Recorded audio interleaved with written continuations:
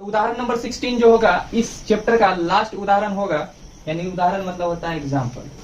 और यहाँ पर है क्वेश्चन कि टीवी सेट के निर्माता तीसरे वर्ष 600 टीवी तथा 7वें वर्ष 700 टीवी सेट का उत्पादन करता है, यह मानते हुए कि प्रत्येक वर्ष उत्पादन में एक समान रूप से निश्चित संख्या में वृद्धि होती है। जब निश्चित संख्या में वृद्धि हो, निश्चित संख्या में कमी हो, तो बोला जाता है कि टर्म अर्थमेटिक है।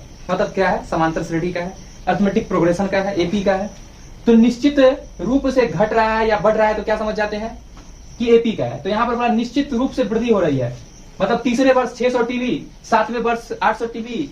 तो आने वाले समय में क्या होगा? टीवी समान अंतराल पे जाएंगे तो आने वाले समय में 800 टीवी हो जाएगा।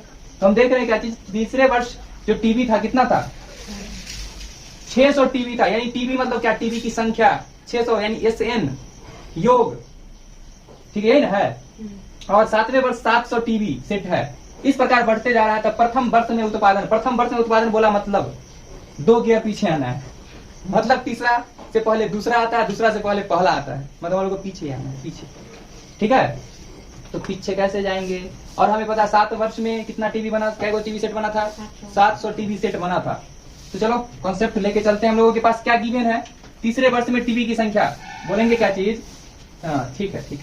तीसरे वर्ष में निर्मित टीवी की संख्या या निर्माण किए गए टीवी की संख्या। तीसरे वर्ष में निर्माण किए गए टीवी की संख्या कितना है? 600। तीसरे वर्ष में 600 टीवी और इतने वर्ष इतना उत्पादन करती है। तो ये क्या है? एन है या एसएन है? ये समझना जरूरी है। वास्तव में देखा जाए तो सीधे क्वेश्चन को पढ़ोगे ध्यान से। ऐसे सोच रहे थे हम लोग कि एसएन है, लेकिन क्वेश्चन को जब पढ़े कि टीवी सेट के निर्माता तीसरे वर्ष में इतना टीवी बना। तीसरे वर्ष में मतलब तीसरा वर्ष में इतना टीवी बना, ये नहीं कि 0 से लेकर के, कहने का स्टार्ट से लेकर के 3 साल तक बनाया टीवी और 600 टीवी बना, ऐसा कुछ नहीं था। तीसरे वर्ष इतना टीवी बना, यानी ये पता हमें क्या चीज है? A3। क्या पता है? A3 जो है वो है 600।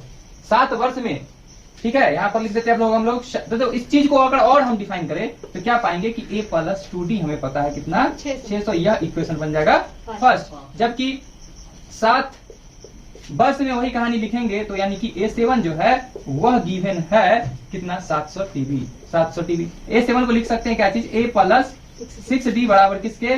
700 की इक्वेशन मेरा ये जाता है सेकेंड।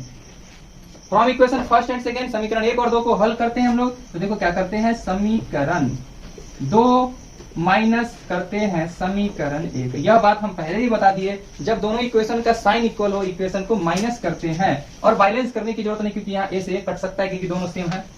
तो यहाँ पर हम लोग करते हैं A + 6D। LHS टर्म लिए तो LHS ही माइनस करे, A + 2D माइनस करे, बराबर में लिखे हम लोग 700 - 600। ठीक है, A + 6D माइनस का A माइनस प्लस माइनस का 2D बराबर में आ गया 100 और A से कैंसिल, और 6D में से 2D गया तो बन गया 4D या बराबर में 100। और इसे कितना टाइम्स? 25 टाइम्स, इसलिए डिफरेंस बराबर आ गया 25। डिफरेंस बराबर क्या आ गया? 25 ना। अब क्वेश्चन को पढ़ेंगे हम लोग। इससे पहले एक और चीज निकालते हैं हम लोग, A का मान। किसका मान निकालते हैं? A का मान। लिख देते हैं हम लोग क्या चीज? समीकरण 1 में A बराबर क्या? A बराबर D बराबर D बराबर कितना? 25 रखने पर जो प्राप्त होगा वही ना रखेंगे, ये थोड़ी रख लेंगे। तो यहाँ पर देख सकते हो समीकरण 1 मेरा क्या है? A + का 2D है, तो 2 × D के जगह पर कितना है? 25 है और बराबर है यहाँ पे 600। ठीक है, तो क्या आ जाएगा? A + 50 बराबर 600। ठीक है, दिस इंप्लाइज A बराबर 600 - 50 यानी कि 550। क्या आ गया? 550। और A किसको रिप्रेजेंट करता है? तो A रिप्रेजेंट करता है प्रथम वर्ष के में उत्पादन को। तो प्रथम वर्ष में उत्पादन कितना आया था? 550। यही आंसर होगा।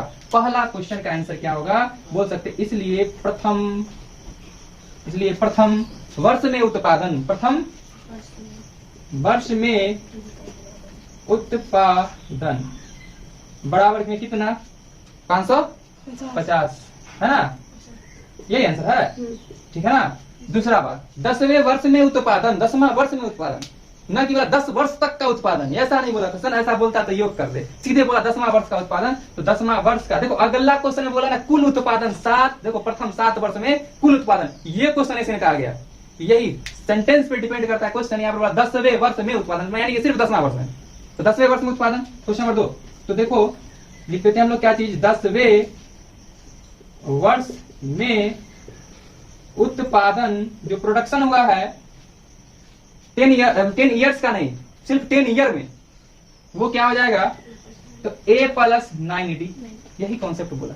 और a के जगह पर कितना है 550 प्लस 9 इंटू डिफरेंस कितना का जा रहा था, 25 का जा रहा था, कितना का 25। 25 को 9 से गुणा करके इसमें जोड़ दो, तो 9 × 5 = 45, कितना आ गया 400, ठीक है। 9 × 5 = 45 के 5 हाथ में रहा 4, 9 × 3 = 18, 4 22 और 550, ठीक है। तो जोड़ देते हैं इसको, तो ये आ जाता है 5, ये आ जाता है 7, ये आ जाता है 7, 775, यानी 10वें वर्ष में उत्पादन था 775, ठीक है। यहाँ तक प्रथम 7 वर्ष में कुल उत्पादन। अब बोला योग, अब बोला है योग।